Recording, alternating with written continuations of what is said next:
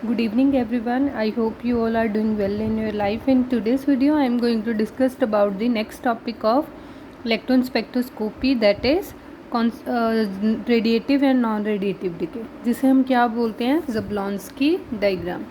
सबसे पहले जो आपके पास जो ये आर्टिकल है ये किस में फॉल करता है, फोटोकेमिस्ट्री के पोर्शन में। फोटोकेमिस्ट्री क्या है? ऐसी रिएक्शन जो बेस्ड है हमारे लाइट के ऊपर। जब भी हम कोई लाइट इंसिडेंट करते हैं और हमारे जो पर्टिकुलर कंपाउंड है उसमें जो केमिकल चेंजेस आते हैं उन सबको हम किस में स्टडी करते हैं, फ़ोटोकेमिस्ट्री में। तो उसमें से फ़ोटोकेमिस्ट्री का टॉपिक आपके सिलेबस में कोई डिटेल नहीं है, क्योंकि फोर्थ सेमेस्टर में आपको एक अलग से पेपर है, लेकिन सिर्फ आपने इस सेमेस्टर के लिए ज़ेबलॉन्स्की डायग्राम प्रिपेयर करना है। तो उसको डिस्कस करते हैं। According to Grotthus-Trepper law of photochemistry, called the principle of photochemical activation, only that which is absorbed by the system, सिर्फ वो लाइट जो आपका सिस्टम ऑब्जर्व करता है वो केमिकल चेंजेस लाने में, फोटोकेमिकल चेंजेस लाने में क्या है, एफिशिएंट है। अगर आपके सिस्टम ने कोई भी लाइट एब्जॉर्ब ही नहीं की, या आपने कोई लाइट इंसिडेंट की अपने सोर्स के ऊपर, जो लाइट ट्रांसमिट हो गई, that light is not able to do any kind of chemical changes और फोटोकेमिकल चेंजेस। जो लाइट आपके सोर्स ने ऑब्जॉर्व की है वो केमिकल चेंजेस करने की एफिशिएंट है। ये it is not essential that the light which is observe must bring about a chemical change. और ये भी ज़रूरी नहीं है कि हर बार जब सिस्टम में लाइट ऑब्जॉर्ब हो कोई ना कोई फोटोकेमिकल चेंज होगा ही। The absorption of light may result into number of another phenomena as well. For instance, it was light absorbed by may cause only a decrease in intensity of incident radiation. हर बार ऐसा नहीं होगा कि आपने system source को light provide किया, उसने जो light absorb की कोई ना कोई केमिकल चेंज होगा ही। लेकिन यस, इस बात की श्योरिटी है कि जब भी आप इंसिडेंट करोगे कोई भी रेडिएशन, अगर वो एब्जॉर्ब होगी तो उस रेडिएशन की इंटेंसिटी रिड्यूस ज़रूर हो जाएगी। This event is governed by the beer-Lambert law. Secondly, the light absorbed by re-emitted almost instantaneously in one or more step, then phenomena is fluorescence, or if it takes some time, then it is called phosphorescence. तो यहाँ पर वो क्या बोल रहा है कि अगर आपने अपने सोर्स पर लाइट इंसिडेंट की और वो इमीडिएटली जब आपने अपने सोर्स से लाइट हटा ली, तो आपके सोर्स के अंदर जितनी भी जब तक आपने उस पर लाइट एमिट की हुई थी तब तक उसमें चमक थी। जैसे ही आपने सोर्स मतलब अपनी लाइट इंसिडेंट करनी बंद कर दी, तभी वहाँ पे आपके जो चमक है, या हम कह सकते हैं जो फोटोकेमिकल चेंजेस हैं, वो उसी टाइम पे बंद हो गए। तो वो है आपकी फ्लोरोसेंस। अगर if it take some time कि आपने कोई चीज़ इंसिडेंट की और आफ्टर सम टाइम आपने सोर्स को रिमूव कर दिया, तो उस सोर्स के अंदर उस लाइट की प्रेजेंस थोड़ा टाइम रहेगी, वो एकदम से बाहर नहीं आएगी। That is called phosphorescence. शायद से कभी आपने ट्रैफिक लाइट्स को ऑब्जर्व किया हो, जो रात में कभी आप जाते हो तो जब आपकी हेडलाइट्स जो लाइट एमिट करती हैं ट्रैफिक सिग्नल्स पर, या जो वेरियस साइंस पोज किए होते हैं, वहाँ पर भी फ्लोरोसेंट मटेरियल की ही कोटिंग की होती है।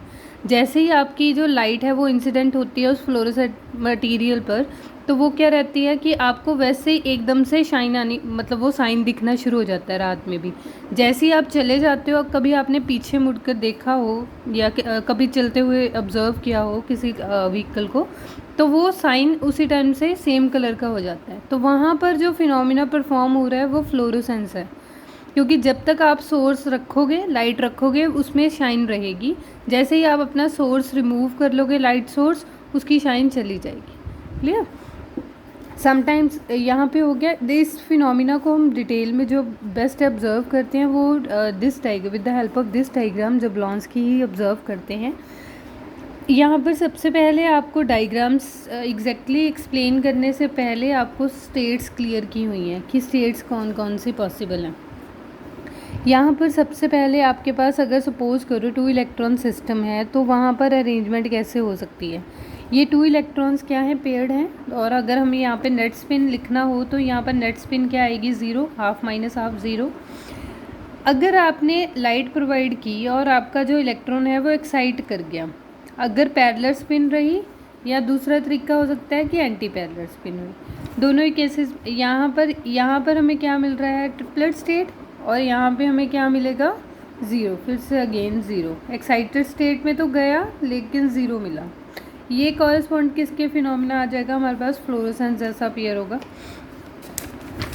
उसके बाद यहाँ पर आपके पास देखो, अगर आपने इन दोनों को सम किया फिर इसका मल्टीप्लिसिटी लिया। मल्टीप्लिसिटी हम कैसे चेक करते हैं, हमेशा 2s + 1 से ही चेक करते हैं।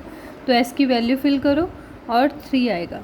और अगर आपकी स्पिन एंटी पैरेलल हुई तो आपके पास आपने किया और आपके पास सिंगलेट आया, तो आपके पास फर्दर 2 इलेक्ट्रॉन सिस्टम के लिए 2 स्टेट्स हो गई, या सिंगलेट हो सकती है एक्साइटेड स्टेट या ट्रिपलेट हो सकती है। तो उसी तरह से हमने अपनी ट्रिपलेट और सिंगलेट स्टेट असाइन कर दी, जैसे इसने असाइन करी SN वेयर N इज़ 1 2 3 4 और TN भी सिमिलर वे में आप ऐसे एक्साइट करोगे। लेकिन इस बात की श्योरिटी है कि आपकी जो सिंगलेट स्टेट है उसकी energy as compare to triplet state ज़्यादा होगी।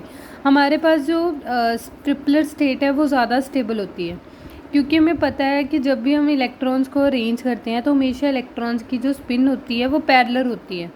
उस L वैल्यू को उसके रूल्स के अकॉर्डिंग वो जो सिस्टम है वो ज़्यादा स्टेबल है। उसके कंपैरिजन फिर हमारी जो ट्रिपलेट स्टेट है वो ज़्यादा स्टेबल होगी as compare to singlet state, क्योंकि सिंगलेट में क्या है, both the electrons are anti parallel, वो पेयर अप हैं और वहाँ पे इलेक्ट्रॉन रिपल्शन होगा, जिस वजह से उसका एनर्जी ट्रिपलेट स्टेट से रेस कर जाएगा। क्लियर। अभी तक हमने सिर्फ नोटेशन दिया था, डायग्राम ये है। यहाँ पे आपके पास आप क्या मेंशन करोगे, आपने अपनी ग्राउंड स्टेट मेंशन करी जिसको आप S0 बोल रहे हो। आपने फिर उसके बाद एक्साइटेड सिंगलेट स्टेट्स मेंशन करनी शुरू कर दी, S1 S2 S3, और उसके बाद T1 T2 T3।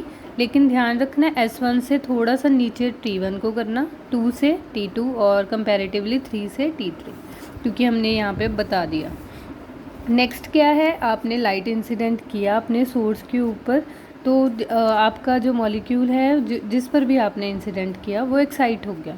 एक्साइट होकर वो कितने लेवल्स तक जा सकता है, S0 पर भी लाइट ऑब्जर्व करेगा। जितनी वेवलेंथ की आप लाइट इंसिडेंट करोगे उतने दूर तक वो जाने की टेंडेंसी रखता है। तो आपने जितनी फ्रिक्वेंसी की लाइट दी तो वो एक्साइट होकर S0 1 पे भी जा सकता है, 2 पे भी जा सकता है, 3 पे भी जा सकता है। हाउएवर वी नो दैट कि वहाँ पर स्टेबिलिटी नहीं है एक्साइटेड स्टेट में, तो वो रिटर्न आएगा। तो रिटर्न आते हुए जो फिनोमिना परफॉर्म होंगे वो होंगे रेडिएटिव और नॉन रेडिएटिव डिके, राइट। जब तक आपका जो मॉलिक्यूल एक्साइटेड स्टेट पर जा रहा है वहाँ पर रेडिएटिव और नॉन रेडिएटिव मैटर नहीं करता। वहाँ तो आप जितनी लाइट इंसिडेंट करोगे, जिस फ्रिक्वेंसी की, जिस वेवलेंथ की, उस हिसाब से वो अपने एक्साइटेड लेवल पे पहुँच जाएगा। उसके बाद जब वो वापस आएगा अपनी ग्राउंड स्टेट पर, तब रिस्पेक्टिव फिनोमिना परफॉर्म होंगे, तो उन्हें रीड आउट करते हैं। सबसे पहले आपके पास जो नॉन रेडिएटिव फिनोमिनाज होंगे वो कौन कौन से होंगे, these transition involve the return of the activated molecule from the higher excited state, जैसे S3 to the first excited state. तो आपके पास नॉन रेडिएटिव फिनोमिना वो कह रहे हैं कि कौन कौन से होंगे। जब आपका मॉलिक्यूल सपोज करो सिस्टम आपका एक्साइट होके इलेक्ट्रॉन S0 से S3 पे पहुंच गया, तो अभी वो S3 से S2 पे वापस आए, S2 से S1 पे वापस आए, तो ये जो 2 फिनोमिना हैं ये आपके पास नॉन रेडिएटिव है। यानी कि जब ये परफॉर्म होंगे तो कोई भी एनर्जी कोई भी लाइट जो हमारी केमिकल रिएक्शन है वो नहीं परफॉर्म होगा, सिर्फ हीट की फॉर्म में ये एनर्जी हम लूज़ कर देंगे। क्लियर। या फिर दूसरा कौन सा फिनोमिना कंसीडर होंगे, जहाँ पर इंटर सिस्टम क्रॉसिंग हो रही है। आप S3 से T3 पे चले गए, आप S2 से T2 पे चले गए, आप S1 से T1 पे चले गए, तो इसे हम क्या बोलेंगे, इंटर सिस्टम क्रॉसिंग। फिर उसके बाद आप क्या करोगे, आप हो तो एक्साइटेड स्टेट पे ही, T3 पे पहुंच गए S3 से, तो अब आप T2 पे वापस आओगे, या आप T2 से T1 पे वापस आओगे। तो T1 तक जितने भी जो एनर्जी लॉस है हमारे हीट की फॉर्म में हो चुके हैं वो सारे के सारे क्या आएंगे आपके पास, नॉन रेडिएटिव डिके या नॉन रेडिएटिव ट्रांजिशंस। क्लियर। तो उसने आपके पास 2 फिनोमिना कंसिडर किए हैं, एक तो इंटरनल कन्वर्जन और एक इंटर सिस्टम क्रॉसिंग। इसे हम क्या बोलते हैं, इंटर सिस्टम क्रॉसिंग। तो इन 2 फिनोमिना को आप नॉन रेडिएटिव बोलोगे।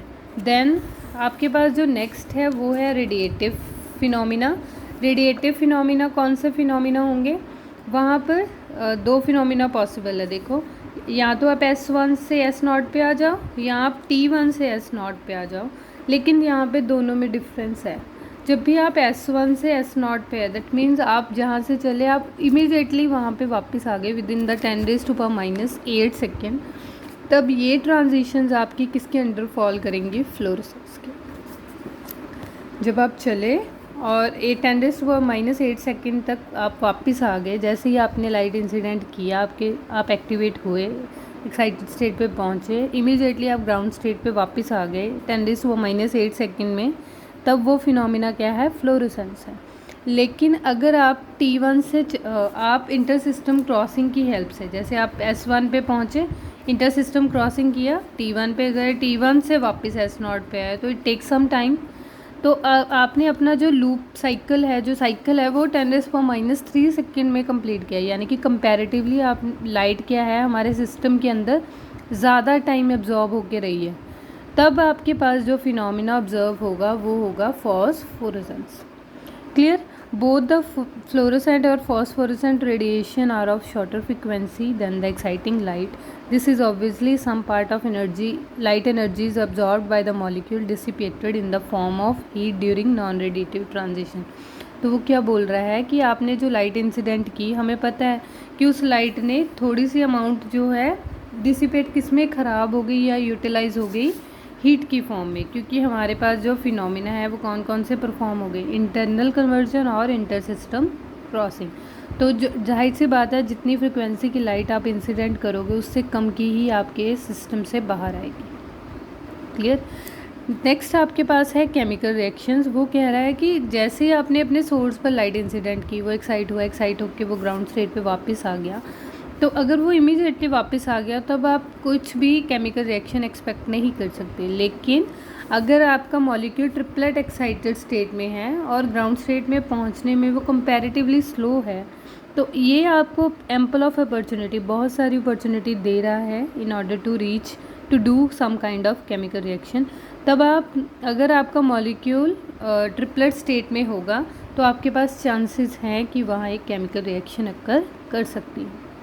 तो ये था आपके पास इलेक्ट्रॉन मॉलिक्यूलर स्पेक्ट्रा का ये topic, radiative and non radiative decay. Exam में आपको ये ऑफनली पूछा जाता है। तो basically examiner will be ask you about the Jablonski, तो आपने ज़ेबलॉन्स्की को एक्सप्लेन करना है। आप उसी तरह से चलोगे कि बियर-लैम्बर्ट लॉ के अकॉर्डिंग इंटेंसिटी का ये होना चाहिए, फॉस्फोरेसेंस क्या है, फ्लोरेसेंस क्या है, आप उसे डिफ़ाइन करोगे, फिर आप अपने स्पिन स्टेट्स को डिफ़ाइन करोगे, फिर उसके बाद आप रेडिएटिव और नॉन रेडिएटिव डिके में जो ट्रांजिशन पॉसिबल हैं डायग्राम को बाद में ड्रॉ करके फिर उसे एक्सप्लेन कर दो। Clear? That's all about this topic. Thank you so much.